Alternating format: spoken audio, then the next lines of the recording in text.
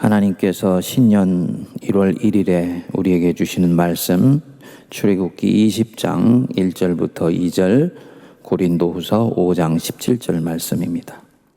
하나님이 이 모든 말씀으로 말씀하여 이르시되 나는 너를 애굽 땅 종되었던 집에서 인도하여 낸 내 하나님 여호와니라. 아멘. 그런즉 누구든지 그리스도 안에 있으면 새로운 피조물이라. 이전 것은 지나갔으니 보라 새 것이 되었도다. 아멘. 여러분 새해 복 많이 받으십시오. 이 한 해도 하시는 일 모두 형통하시고 하나님이 또 이미 주신 복 누리시는 은혜가 임하게 되기를 바랍니다. 어떤 사람이 적어도 그리스도인이라면 이 사람이 절대로 잊으면 안 되는 진실이 하나 있습니다. 모든 선한 일은 하나님께서 시작하신다는 사실입니다.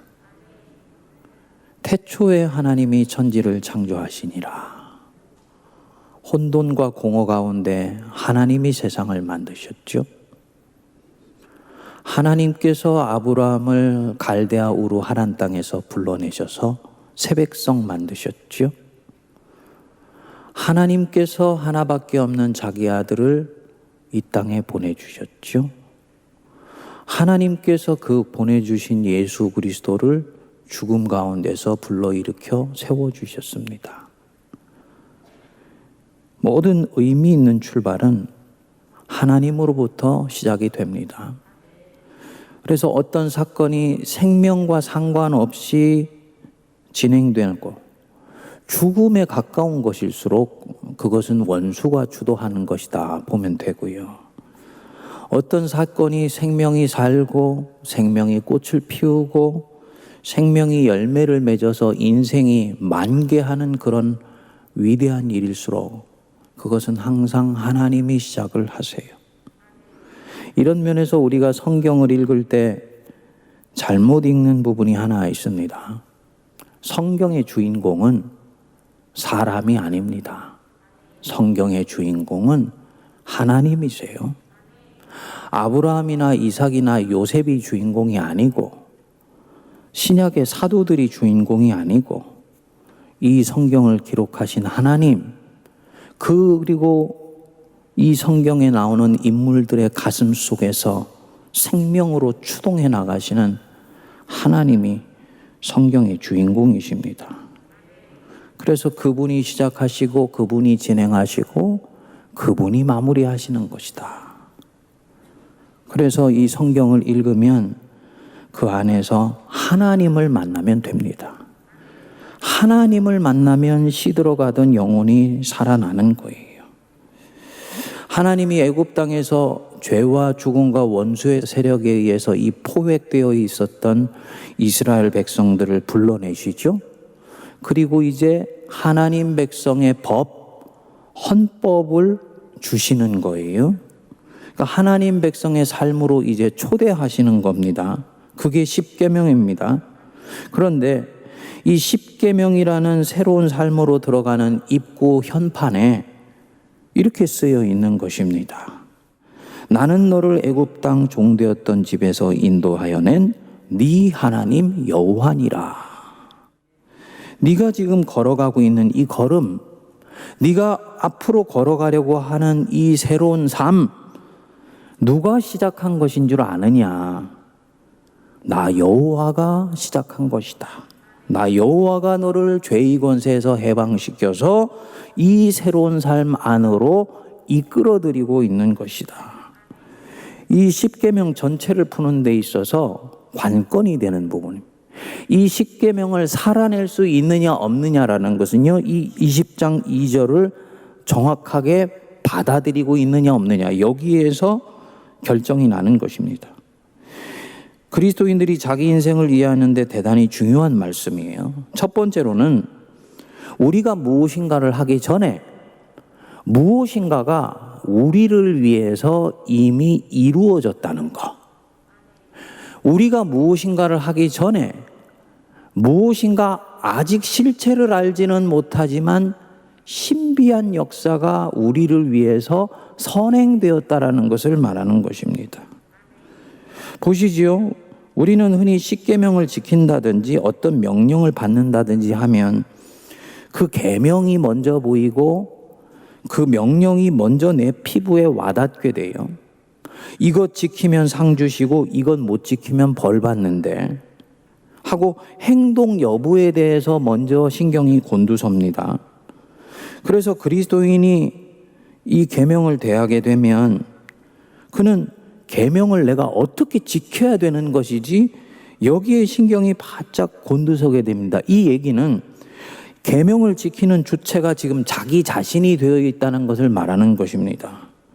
함정이 있습니다. 그렇게 해서 내가 이 계명을 대하게 되면 자신이 이 계명을 영웅적으로 잘 지키고 있는 동안에는 점점 마음이 높아지고 나중에는 심지어 교만해지기까지 하여서 다른 사람을 판단하고 정죄하는 마음이 일게 됩니다. 반대로 자신이 잘 지키지 못하면 점점 마음이 위축되어 가서 자존감이 훼손되고 그 실추된 자존감을 세워보기 위해서 자기보다 못 지키고 있는 누군가에 대해서 자꾸 시선이 가게 됩니다. 그렇게 하면 안 된다는 것입니다. 나는 너를 애굽 땅 종되었던 집에서 인도해낸 네 하나님 여호와다. 하나님이 왜 자기 백성의 삶의 법을 말씀하시기 전에 이 법을 주고 있는 나 여호와가 누구냐 이거를 먼저 말씀하시겠습니까? 너희들이 지금 어떻게 해서 여기까지 왔는지, 어떻게 해서 지금 이 계명을 받는 이 순간까지 왔는지를 확인케 하시는 거예요. 원래는 애굽에서 종살이 하던 자들이었는데 하나님께서 독수리 날개로 품어 여기까지 이끌어 오셨다. 이 말입니다. 그러니까 자신들이 무엇을 하기 전에 이미 하나님께서 이들을 위해서 무엇인가를 해주셨다는 것을 먼저 기억해야 된다는 것이지요. 이거 신앙적으로는 선행적 은총이라고 얘기를 하는 것입니다. 우리들이 뭔가 인생에서 행하기 이전에 신비한 손길로 내 인생은 빚어져 와서 내가 여기 있다라는 것을 말을 하는 거예요. 이 은총 속에서 지금 이 새로운 삶 안으로 초대를 받고 있는 것입니다. 그리스도인들의 인생도 마찬가지입니다. 내가 선택해서 지금 이 삶을 살고 있는 것이 아니죠. 우리 중에 누구도 태어나고 싶어서 태어난 사람 없지요. 태어나 보니까 나는 지금 여기 살고 있는 거예요. 대한민국 사람이 되어 있는 것입니다. 저는 미국에 가보기 전까지는 대한민국 국민인 것이 얼마나 자랑스러웠는지 모릅니다. 근데 미국에 가보니까요. 정말 아름답더라고요. 순간 미혹된 마음이 돼요. 여기에 태어나서도 좋았을 뻔. 근데 주님이 저를 한국 땅에 태어나게 하신 것을 어떻게 합니까? 뭘 얘기를 하는 것입니까? 불신자들은 이것을 운명이라고 얘기하기도 하고 숙명이라고 얘기하기도 하지요? 아니지요? 이것은 운명이 아니지요? 내가 태어나기 전에 태어날 무렵에 무엇인가가 나를 위해서 선행된 거예요. 그리고 내가 이 삶으로 초대받고 있는 것입니다. 그래서 예레미야서는 말씀합니다. 내가 너를 모태에 짓기 전에 너를 알았고 네가 배에서 나오기 전에 너를 성별하였다.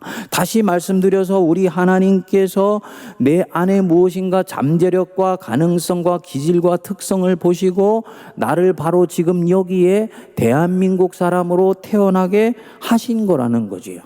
그러면 주님이 나를 이 자리로 불러주셨을 때는 뭔가 주님의 선하신 뜻이 있다는 것을 믿어야 되는 것입니다. 그래서 삶은 운명이 아니고 하나님의 선물이구나. 신비한 선물이구나. 내가 아직 이 인생의 깊이와 넓이와 폭과 그 측량할 수 없는 오묘한 것들을 다 깨달아 알지를 못해서 그렇지. 삶은 누가 뭐라 그래도 하나님이 택하신 백성들에게 주신 은총의 선물이구나. 이것을 믿을 수 있는 것입니다. 내 마음이 여기까지 이르게 되면 인생은 나에게 살만한 가치가 있는 것입니다. 물론 분명히 이 인생 속에는 원수가 뿌리고 간 가라지가 아직 남아 있습니다. 에덴 동산을 해지르는 이 악이라는 여우새끼가 세상 도처에 있어요. 하지만 그럼에도 불구하고 그 여우새끼들에 의해서 흔들리거나 낙심하지 않고 내 인생 속에 살포시 와 있는 하나님의 이 보이지 않는 은혜의 손길을 붙드는 자는 반드시 일어나는 것입니다. 그래서 저는 넘어지나 아주 엎드러지지 아니함은 여호와께서 손으로 붙드심이로다. 시편에서 말씀하신 거죠. 이 인생길 가운데 하나님이 마디를 만드셔서 인생의 초반, 중반, 종반을 정하시고 또 거기에 마디를 만드셔서 이렇게 한 해를 새롭게 시작하게 하셨다. 지금 내 눈에는 뭔가 모르지만은 주님이 좋은 일 만들어 놓으시고 나를 바로 이 새로운 시간 안으로 초대하셨다는 것 믿으시기 바랍니다. 새해 복 많이 받으십시오. 이 말은 신앙적으로는 그 의미가 담겨 있는 거예요. 나는 당신이 누군지 모릅니다. 당신이 어떤 기도 제목을 가지고 있는지 모릅니다. 당신의 내면 안에서, 당신의 삶 안에서 무슨 일이 일어나고 있는지 나는 모릅니다. 하지만 당신의 머리털까지도 세신 하나님께서 22년이라는 새로운 시간을 만드시고 당신의 인생을 이 속으로 초대하고 있음을 나는 믿습니다. 주님이 좋은 일 많이 주실 것입니다. 새해 복 많이 받으십시오. 이 뜻입니다. 반드시 그 좋은 것 있는 줄 믿습니다. 코로나 속에서 작년과 별로 달라지지 않는 세상이 펼쳐지는 것 같아요. 그렇지만 그 속에서 당신 자녀 한 사람 한 사람에게 좋은 것 준비하시고 지금 여기 이 새로운 시간으로 나를 이끌어 주셔서 이 좋은 밭에 감추인 보화처럼 캐내는 자에게 놀라운 선물 주실 줄 믿습니다. 그거 누리는 축복 임하시기 바랍니다. 둘째로는 나는 너를 애굽 땅 종되었던 집에서 인도해낸 네 하나님 여호와라. 이 말씀은 내가 과거에 누구였는지, 내가 지금 누구인지를 말씀하는 거예요. 내가 과거에 누구였는가? 나는 애굽 땅 종되었던 집에서 살다가 은혜로 구원받아서 지금 여기에 있는 자요. 은혜로 지금 이 계명을 받고 있는 자이다. 순전히 은혜로 지금 여기에 내가 있다. 그것을 환기시키시는 말씀이에요. 은혜가 아니면 여기에 나는 설 자리가 없는 사람이다. 그게 그리스도인입니다. 살아온 것도 은혜고, 숨을 쉬고 있는 것도 은혜고, 소망으로 내일을 바라볼 수 있는 것도 은혜예요. 어저께 2021년 12월 31일 날 잠깐 시간을 내어서 한 해를 가능하면 세세한 부분까지 기억해 보려고 낱낱이 기억을 하면서 31일까지 필름을 돌려봤더니 살아온 시간이 정말 은혜더라고요. 어떻게 그때 그런 것들을 넘어올 수 있었을까 생각하면서 사는 것 자체가 은혜이구나. 나의 나 된 것인 하나님의 은혜로 말미암은 것이구나. 사도 바울처럼 우리 안에는 이 은혜의 고백밖에 할 것이 없는 사람들입니다. 인생이 무엇인지를 알면 내 인생이 은혜로 엮어져 가고 있다는 것을 알게 돼요. 내 공로로 되어진 것 하나도 없습니다.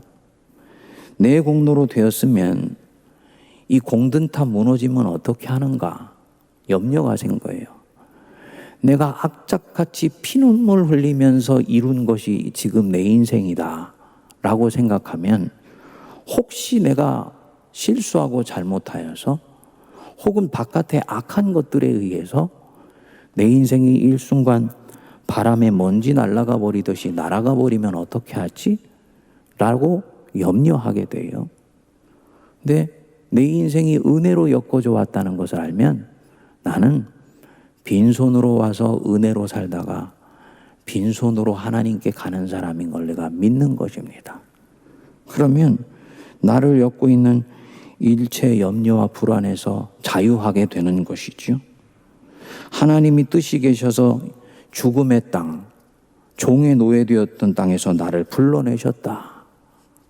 모든 부르심에는 뜻이 있는 것 아니겠습니까?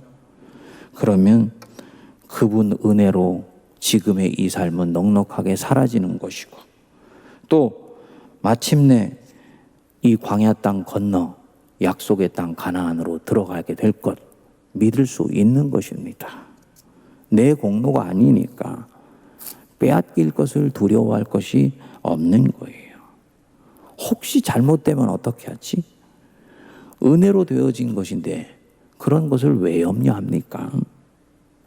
은혜의 손길에 맡길 수 있는 이해가 될 수 있기를 바랍니다. 셋째로, 나는 너를 애굽 땅 종되었던 집에서 인도해낸 네 하나님 여호와라. 이 말씀은 간단히 말하면 너는 내 거야, 이 뜻이에요. 너는 나에게 소속된 자야, 이 말입니다. 하나님이 자기 백성을 좋지 않은 면에서 장난감처럼 소유하시려고 하시는 것이 아니고 그리스도인이 어디에 속한 자있는지를 말하는 것입니다. 우리는 하나님께 속한 자이다. 하나님의 손길 안에 내 인생은 있는 것이다. 이거 믿어야 된다는 거예요. 이후에 계명을 지키지 못하게 하는 모든 유혹의 요인은 자기가 누구에게 속한지를 잃어버린 가운데서 오는 것입니다. 재앙이 닥쳐와서 사람의 마음을 불안하게 하고 뒤흔들어 놓으면 우리가 잊어버리는 것이 있습니다. 이 재앙이 어떤 사람에게는 그 사람의 신앙을 견고하게 세워주는데요. 어떤 경우는 이 재앙 때문에 그나마 가지고 있었던 자기의 인격도 훼손되고 신앙도 흔들리고 심지어는 인간으로서 가져야 되는 기본의 존엄성까지도 잊어버리게 되는 경우가 있어요.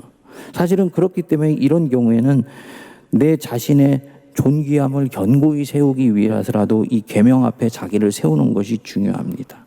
우리가 잊어버리는 것이 뭐냐? 자기 정체성이, 자기가 본래 누구였고 어떤 자였는지, 지금 나는 어디에 속한 자인지를 잊어버립니다. 그래서 굶주림에 처하게 되면 사람이 짐승처럼 변해서 주신 계명 잊어버리고 살아남으려고 급급하는 일들이 생기는 것입니다. 이런저런 어려운 상황이 되면 하나님 백성의 정체성 잊어버리고요, 세상 흘러가는 대로 살려고 하는 유혹을 받습니다. 그러면 안 되는 것이지요. 우리는 하나님께 속한 자이다. 우리는 알 수 없는 그분의 신비로운 손길에 의해 빚어져서 은혜로 지금까지 왔으며 앞으로도 은혜로 인생은 연그러지게 되는 자들이다. 하나님이 나를 돌보실 자이다. 이것 기억하면 인생의 폭풍치는 날 속에서도 이후에 있는 이 계명들 지킬 수가 있습니다. 그래서 네가 누구인지를, 네가 어떤 자로 지금 이 말씀을 받고 있는지를 하나님이 환기시켜주는 것입니다. 너는 누구냐? 너는 내가 불러낸 자고 이 계명을 주는 나는 네 하나님 여호와이다 말씀하는 거지. 어떤 독지가인 듯 보이는 사람이 우연히 가난한 부부가 힘겹게 살아가고 있는 현장을 목격하게 됩니다. 그리고 그는 어느 날 그 집 문을 두드립니다. 오늘부터 제가 한 달에 한 번씩 100만 원을 생활비로 섬겨드리고 싶습니다. 낙심하지 말고 용기를 내어 열심히 사시면 좋겠습니다. 이렇게 말을 합니다. 가난에 찌들어 살고 있던 부부는 연신 허리를 굽히며 말을 했습니다. 어떻게 우리에게 이런 은혜가요? 주님이 우리를 살펴주시나 봅니다. 저희가 몸둘 바를 모르겠습니다. 그들은 교회를 다니는 사람들이었던 거예요. 다음 날부터 그 선한 사람은 어김없이 약속한 돈을 약속한 시간에 갖다 주었습니다. 그런데 처음에는 그렇게 황송해하고 감사해하던 부부는 이내 받는 것을 당연한 것으로 여기게 되었습니다. 어느 날 그 사람은 갑작스런 독감으로 인해서 정해진 날짜에 돈을 전달해 줄 수가 없었어요. 다이아를 돌릴 수 있는 힘조차 없었습니다. 한 주가 지나서 몸을 추스리고 그 집 문을 두드렸는데 이 가난한 부부가 짜증 섞인 투로 말하는 거예요. 아니, 왜 약속한 날짜에 갖다 주시지 않은 것입니다. 우리가 얼마나 마음 졸이면서 기다렸는데요. 이 가난한 부부, 정말 무엇 때문에 가난한 것일까요? 그들이 정말 물질이 없어서 가난할까요? 아니죠. 그들은 물질이 없으면 없는 대로 곤궁하고, 물질이 들어올 길이 있으면 그 들어올 길 막히면 어떻게 하나 걱정하면서 가난합니다. 신앙을 갖고 있다고 하지만 자신이 믿고 있는 하나님이 어떤 분이신지를 전혀 모르고 믿고 있는 것이지요.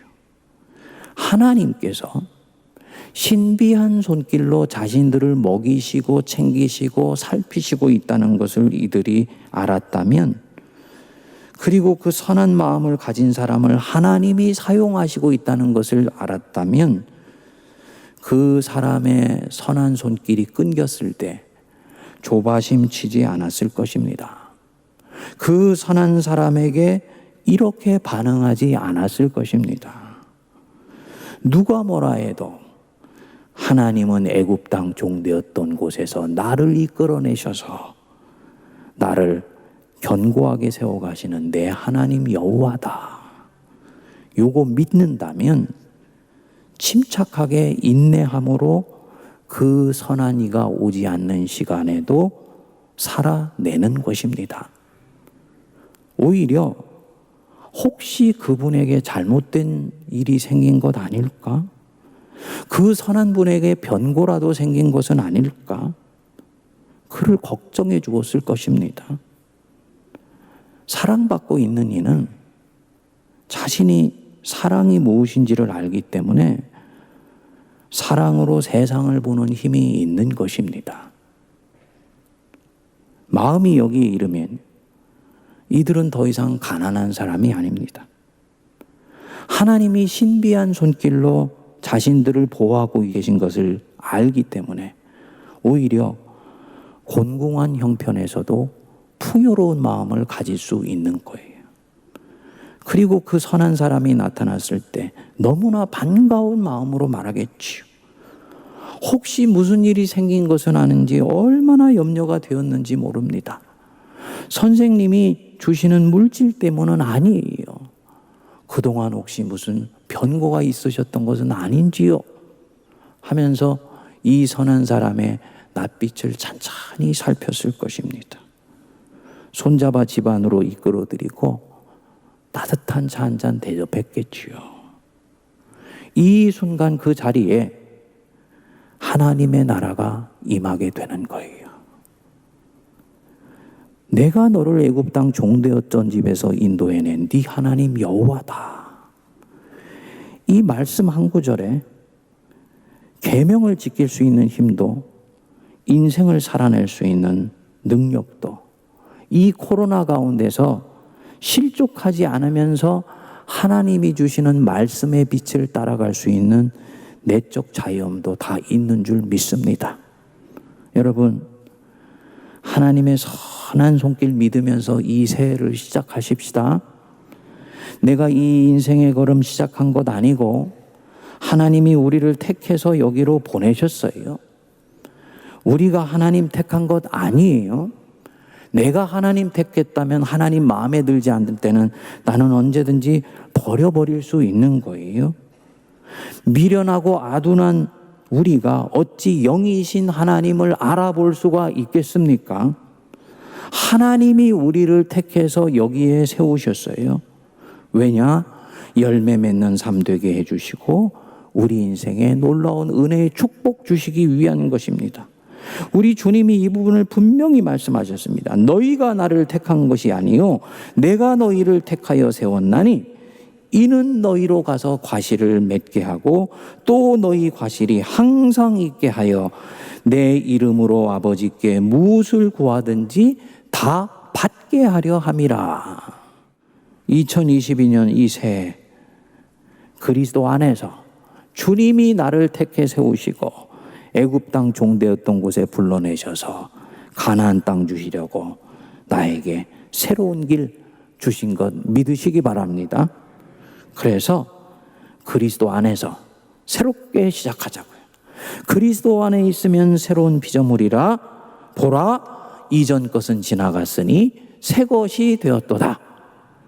그리스도 안에서 새롭게 새 마음 새 뜻으로 하나님의 선한 손길을 의지하고 시작하여서 하나님 백성으로 힘차게 사시는 이해 되시기를 축복합니다. 기도하겠습니다. 거룩하신 하나님, 너는 누구냐? 너는 내 백성이요 내가 택한 자요 내가 죄와 죽음과 원수의 세력에서 불러낸 자요 너로 하여금 이 인생의 광야길을 거쳐 약속의 땅 가나안 땅으로 이끌어내려고 불러 세운 자이다. 나는 너를 독수리 날개로 업어 여기까지 이끌어왔으며 앞으로도 네 인생을 독수리 날개로 업어 이끌어갈 너의 하나님이다. 우리 하나님 믿게 하시고 신뢰하게 하시고 붙들므로 이 한 해를 시작하게 하여 주옵소서. 이 한 해 하나님이 시작하게 하셔서 우리를 새로운 해의 출발선상에 세우셨으니 하나님의 은혜로 이끄시며 결과를 맺게 하여 주시며 우리 인생 속에 놀라운 은혜의 선물을 주실 것을 믿으며 담대하게 새 출발하게 하여 주옵소서. 예수님 이름으로 기도하옵나이다. 아멘.